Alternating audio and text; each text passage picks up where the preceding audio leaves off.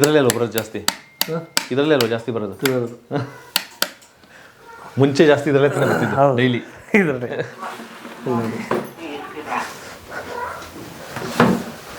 ನೋಡಿ junior artist ಬಂದಿದ್ದು ಕಾಣ್ತಿದ್ಯಾ? ಉಪೇಂದ್ರ ಸರು, ಶಿವಣ್ಣ, ಯಶ್ ಯಾವ ಸಿನಿಮಾ ಮಾಡ್ತಿದ್ರು ಅವಾಗ? Santosh Shet forward. Santosh Shet forward. Okay. ಇದು ನಾನು ಆರ್ಕೆಸ್ಟ್ರಾ ಜರ್ನಿ ಏನಿಲ್ಲ, ಕ್ಯಾಮ್ರಾ ಸರಿಯಾಗಿ ತೆಗಿಯೋಲ್ಲ ಅಂತ ಹೇಳ್ತಿದ್ರೆ ಯಾರಿಗೂ? ಅಲ್ಲಿ ಏನು ನನ್ನ ಹತ್ರ ಫೋನ್ ಇರಲಿಲ್ಲ, ಬೇರೆ ತಗೊಂಡು ತೆಗಿಯೋ ಬೇಗ ಹೋಗ್ಬಿಡ್ತಾರೆ ಅಂತ ಹೇಳ್ತಾ ಇದ್ದೆ.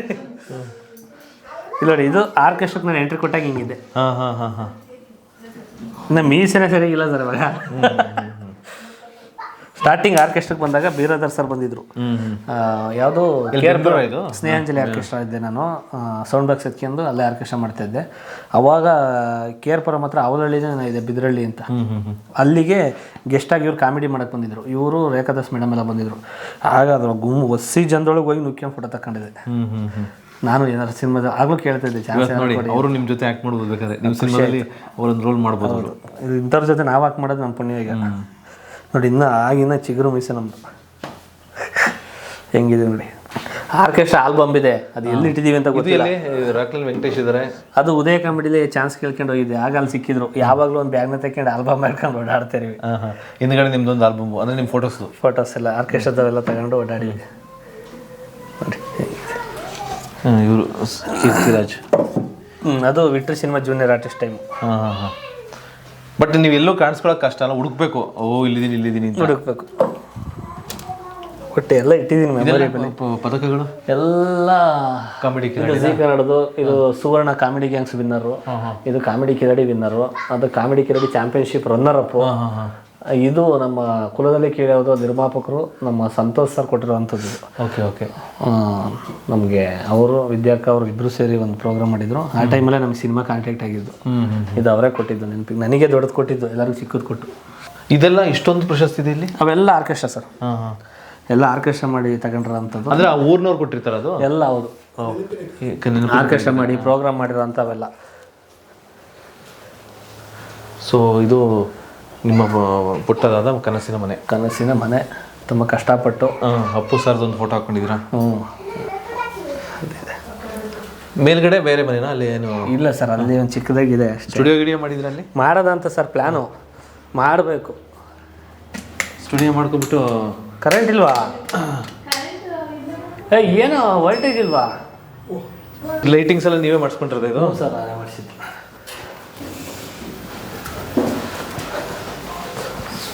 ಮಾಡಿದ್ವಿ. ಇದು ಕುಲದಲ್ಲಿ ಕೇಳಿರೋದು ಸಿನಿಮಾದು. ಹೌದು.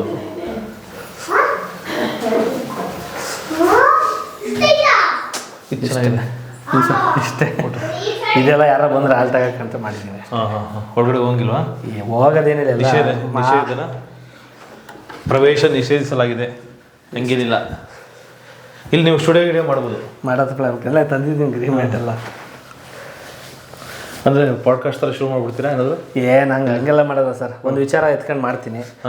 ನಂದೇನಂದ್ರೆ, ನನಗೆ ಆರ್ಕೆಸ್ಟ್ರಾ ಎಲ್ಲ ಕೊಟ್ಟಿರ್ತಾರಲ್ಲ, ಅವ್ರ ಹೆಸರು ಹೇಳ್ಬಿಟ್ಟು ಊರ ಹೆಸರು ಹೇಳಿ ಒಂದು ಧನ್ಯವಾದ ತಿಳಿಸೋ ಥರ ಒಂದು ವಿಡಿಯೋ ಮಾಡಿ ಆಗ್ತಾ ಹೋದರೆ ಅವ್ರಿಗೂ ಒಂದು ಖುಷಿ.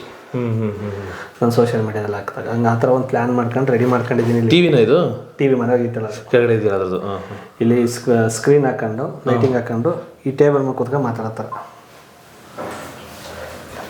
ಇಲ್ಲಿ ಯಾರು ಬಂದರೆ ಆಲ್ಟಾಬೋದು. ಹೌದೌದು, ಇಷ್ಟೇ.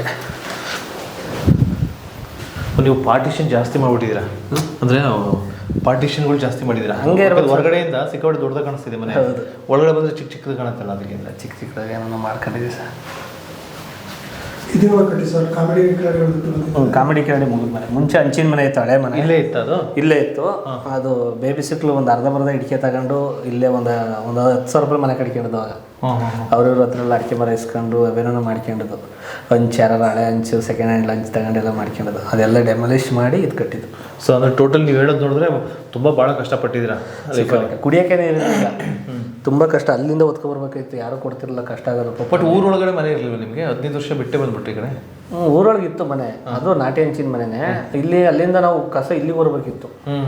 ಅಲ್ಲಿಂದ ನಾವು ಎಲ್ಲ ಅಲ್ಲಿಂದ ಇಟ್ಕೊಬೋದು, ಸಂಜೆ ಉಟ್ಕೊಂಡು ಹೋಗ್ಬೇಕಾಯ್ತು 1-2 ಕಿಲೋಮೀಟ್ರ್. ಈಗ ಇಲ್ಲೇ ಮಾಡ್ಕೊಂಡಿರೋದು ನಮಗೆಲ್ಲ ಕೆಲಸ. ಕಾಮಿಡಿ ಕಿರಡಿ ಬಂದ್ಮೇಲೆ ಒಂದಿಷ್ಟೆಲ್ಲ ಮಾಡ್ಕೊಂಡು ಆರ್ಕೆಸ್ಟ್ರಾ ಮಾಡೋದು ಬರೋದು. ನಾನು ಹೇಳ 50-60% ನಾನು ಆರ್ಕೆಸ್ಟ್ರಾದಲ್ಲಿ ಮನೆ ಕಟ್ಟಿರೋದು. ಯಾರ ಹತ್ರ ನಾನು ಇದು ಮಾಡಿಲ್ಲ, ಯಾರು ಸ್ಪಾನ್ಸರ್ನೂ ಕೇಳಿಲ್ಲ, ಏನೂ ಮಾಡಿಲ್ಲ.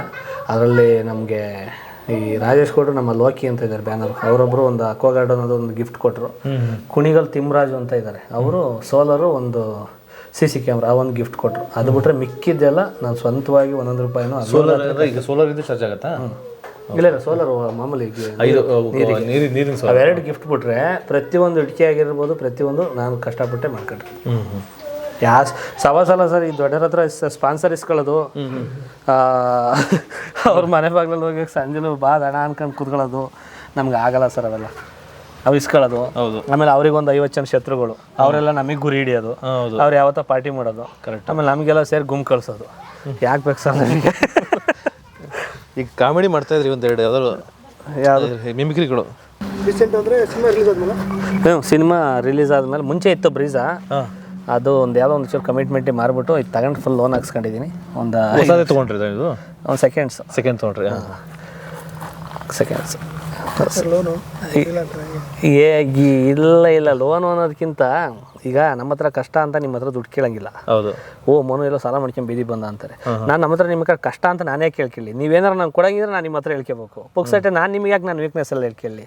ನಾನು ದುಡ್ಡಿದ್ರು ಹೇಳಲ್ಲ, ಸಾಲ ಮಾಡ್ಕೊಂಡ್ರು ಹೇಳಲ್ಲ. ನನ್ನ ಇಷ್ಟ, ನಾನು ಇದ್ದರು ನಾನು ಚೆನ್ನಾಗಿ ಬದುಕಬೇಕಾ, ಇದ್ರೆ ಅನ್ನ ತಿಂತೀನಿ, ಇಲ್ವಾ ಆರಾಮಾಗಿ ಗಂಜಿ ಕುಡ್ಕೊಂಡು ಮಲಗ್ತೀನಿ. ನಾನು ತಲೆ ನನ್ನ ವೀಕ್ನೆಸ್ ಯಾರಿಗೂ ಹೇಳ್ಕೊಳ್ಳಲ್ಲ.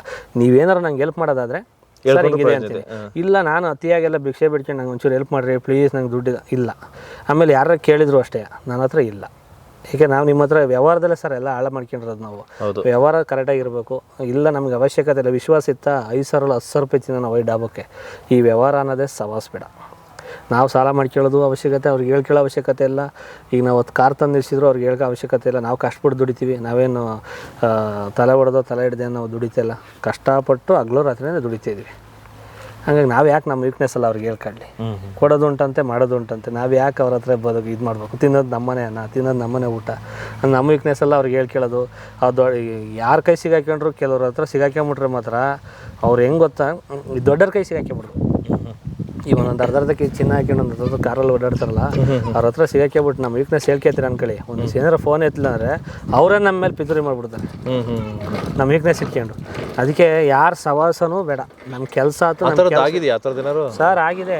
ಅಯ್ಯಯ್ಯೋ ಸವಾಸ ಅಲ್ಲ, ಎಂತೆಂಥವ್ರು ನೋಡ್ಬಿಟ್ಟೆ ಅಂದರೆ ನಾನು ಯಪ್ಪ ದೇವ್ರೆ, ಎಲ್ಲ ಬರೀ ಕಮಿಷನ್ನು, ಬರೀ ರೋಲ್ ಕಾಲು, ಬರೀ ಹೇಳ್ಬಾರ್ದು ಸವಾಸ ಅಲ್ಲ. ದುಡ್ಡು ಅನ್ನೋದೇ ದಂಧೆ ಮಾಡ್ಕೊಂಬಿಟ್ಟವ್ರು. ಯಾರೋ ಒಂಚೂರು ಕೆಳಗೆ ಜರ್ಕಿರು ಸಾಕು, ನಮ್ಮ ಹುಡುಗ ನಾನು ಹೆಲ್ಪ್ ಮಾಡ್ತೀನಿ 1 ಲಕ್ಷ ತಗೊಳ್ಳಮ್ಮ, ಹಿಂಗೆ ಬಂದ್ಬಿಡ್ತಾರೆ. ಸವಾಸ ಅಲ್ಲ. ಇವನಪ್ಪ ಎಂತೆಂಥವ್ರು ನೋಡ್ಬಿಟ್ಟೆ ಅಂದರೆ ಅದರಲ್ಲೂ ಪಾಪ ಒಳ್ಳೆಯವ್ರು ಸಿಕ್ಕಿದ್ರು, ಒಳ್ಳೆಯವರು ಪಾಪ ₹1 ಇಲ್ದಂಗೆ ಹೆಲ್ಪ್ ಮಾಡ್ಯವ್ರೆ. ಕೆಲವರು ಅಂತೂ ಯಪ್ಪ ಈ ಕಲಾವಿದರು ಯಾರು ಬಿದ್ರು ಕಲಾವಿದರು ಒಂದು ಚಿಕ್ಕ ಪುಟ್ಟ ದೇರ್ಪಾರ ಅದು ಅಂದರೆ ಎಲ್ಲರಿಗೂ ದುಡ್ಡನ್ನೆಲ್ಲ ಹಬ್ಬ ಮಾಡ್ಕೊಳಕ್ಕೆ ಓಡಾಡ್ತಾರೆ. ಪರಿಚಯ ಇಲ್ದಾರೆಲ್ಲ ಬಂದ್ಬಿಡ್ತಾರೆ ಸರ್. ಆಗ ನಾನು ನಿನಗೆ ಸಪೋರ್ಟ್ ಮಾಡ್ತೀನಿ, ದುಡ್ಡು. ಆಮೇಲೆ ಈಗ ಯಾರ ಜೊತೆ ನೀವು ಓಡಾಡಿ, ಈಗ ನೀವು ನನಗೆ ಪರಿಚಯ, ನೀವು ದೊಡ್ಡವರು, ನಾನು ನಿಮ್ಮ ಜೊತೆ ಓಡಾಡ್ದೆ ಅನ್ಕೊಳ್ಳಿ, ನಿಮ್ಮ ಜೊತೆ ಇರೋ ಶತ್ರುಗಳೆಲ್ಲ ನಮ್ಮನ್ನು ಟಾರ್ಗೆಟು.